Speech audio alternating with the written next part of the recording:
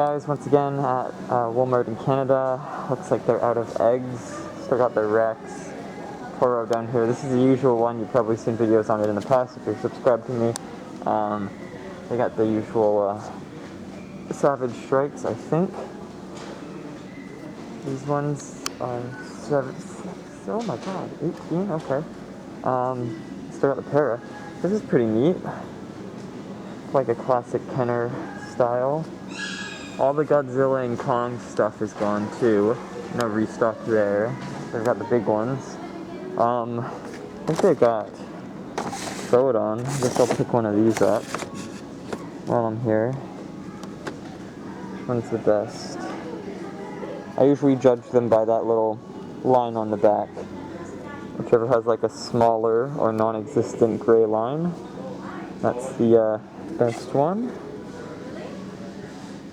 Yeah, there we go. Okay, I guess I'll get this one. Yeah, so that's about it. Not the best, but still got the usual. No more Spino either. That seems to be gone. I don't know if they'll be restocking that either. So yeah, hope you guys enjoyed this little update, and I'll see you in the next one. Bye-bye.